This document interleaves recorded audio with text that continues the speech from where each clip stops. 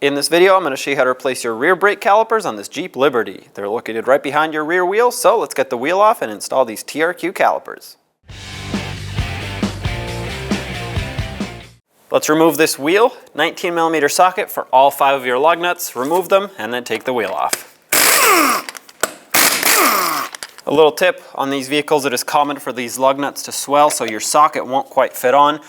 You're going to have to tap it on, seat it on the lug nut, take the lug nut off, and then get the lug nut out of the socket by tapping it out through this hole with a punch. Remove the wheel. Using a 15mm wrench or socket, let's break free the banjo bolt so that it can be easier to remove later. I have a collection bucket underneath in case any fluid comes out. Crack it open.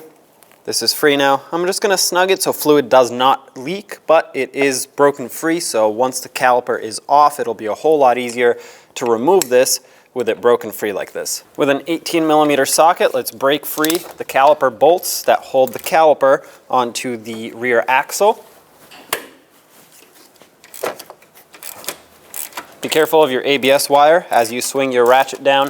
You don't want to accidentally pinch it or break it off. Do the same to this one over here. These are somewhat tight, so make sure you have decent leverage when you do this.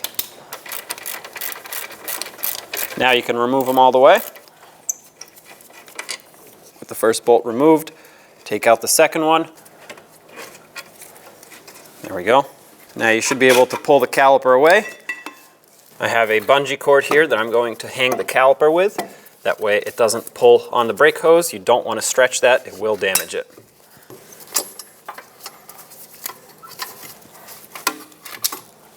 On the old caliper, let's remove the pads from it, push them towards the inside. They should pop out, and then you can take them out and reuse them on your new caliper. There we go. I have my new caliper bracket on my workbench here. I'm going to apply a little bit of silicone paste to the areas where the anti-rattle clips will go. The reason I'm only applying a little bit is because if you put too much, it'll actually squish out after you put the anti-rattle clips, and then it gets on the rotor. The rotor rides in the middle here, and you want to avoid that. You obviously don't want to grease up the braking surface of your rotor. Having said that, turn this around, do the same on the other side, on the other 2 areas. There are 4 in total, 2 on each side. Next, you want to install the anti-rattle clips on the caliper bracket. They have a large hook, which is always going to go on the outside of the bracket, and then kind of like a little flat wall that sticks up, the flat side, that's going to go towards the bottom as you're looking at it this way, basically where the pad would bottom out on. Hook them over and pop them in. The side that has this lip that's curved 90 degrees will come over this part right here. It's easiest if you hook in the small hook first and then press it over. Flip this around, do the same over here. There we go. Next, you're going to want to remove these pins one at a time and re-lubricate them. I know they already have a little bit of grease on it, but it is nowhere near enough. This is just for storing and shipping. I'm going to wipe this grease off, and I actually have silicone paste that I'm going to use. This is rated for brakes. Whether you use silicone paste or brake grease, obviously you want to make sure that it is rated for high temperatures so it doesn't melt away. I also like to put a little bit of extra grease in the rubber boot here. This is going to act as a reserve of grease as the brakes operate. Once you have that in here, work this around, slide the pin through, push it in. You'll see that there's excess air built up in here. To get rid of this, push on the pin, squeeze the boot, and the air comes out. Do it again if necessary. Any excess grease will also come out. Wipe it off, give it a couple twists to work that grease in, flip it over, and do the same on this side.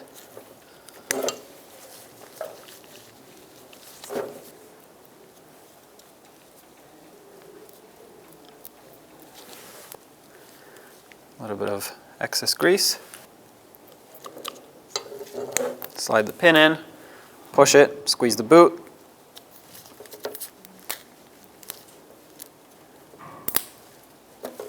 Give it a couple twists. Now the bracket is ready to install on the vehicle. Take your caliper bracket, line it up with the rear axle, and start in the mounting bolts. I'm just going to go ahead and bottom these out. 75 foot-pounds is the torque for these bolts. And 2. Install your pads. The inner pad has a wear indicator. Make sure these slide in nice and smooth. And the outer pad. Now grab your caliper, slide it over the bracket and the pads. Have your bolts ready so you can line them up and start them in. This way the caliper doesn't fall off. Bottom these out. The torque on these 2 bolts is 28 foot-pounds. If your slider pin is spinning as you're trying to torque this, you can hold it with a pair of pliers unless you have a thin wrench that can fit in here. Whatever you do, make sure you do not damage the boot. If you damage the boot, you're going to have to replace it. There we go. That's 28 foot-pounds. Let's do the same on the bottom. This one seems to be close, but it's not staying in place. So I'm going to hold it. That way I know I get an accurate torque reading.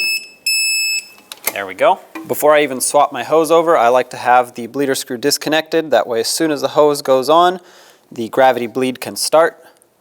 Pop this little boot off of here, which sometimes can be challenging on new boots. So I'm going to take a pocket screwdriver and very, very carefully pry it off of here. There we go. Set that aside. Take a 10mm wrench, crack this open, and I'm going to leave this open while we swap the hose. Grab that 15mm wrench or socket that we used at the beginning and break this free again. This time it should be a little bit easier. Remove the banjo bolt all the way.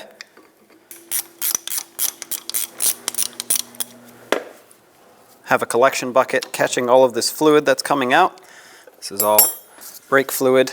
I'm going to remove the existing banjo bolt from here and make sure that both copper washers off of the banjo bolt or off of the hose come off. Have your new bolt ready and stick it through with a washer. Then on the other side, put another washer on.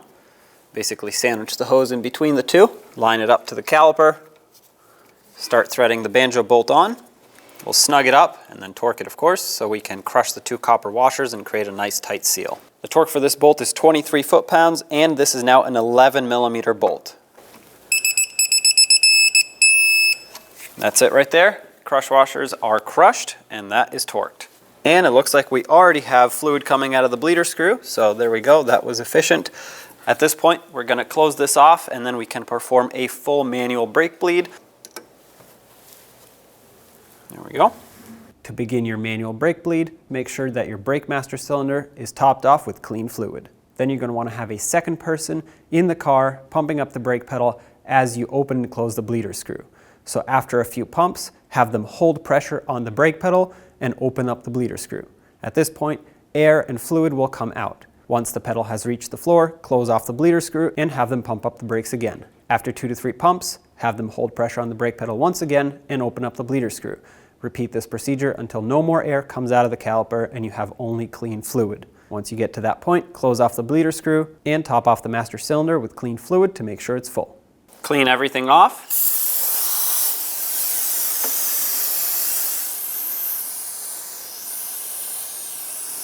You don't want to confuse residual brake fluid for a potential leak. That would be dangerous. Once you're done bleeding and cleaning, put the bleeder screw cap back on and let's get the wheel on. Let's get the wheel back on. Put back on all 5 of your lug nuts. Bottom them out in a cross pattern so the wheel can seat evenly, and also in a cross pattern, tighten them to 100 foot-pounds.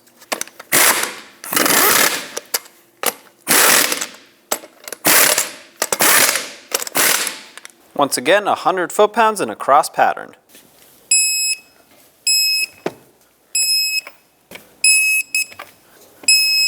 Double check them if you want.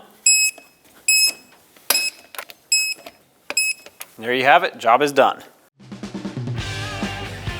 When only the best will do, demand TRQ.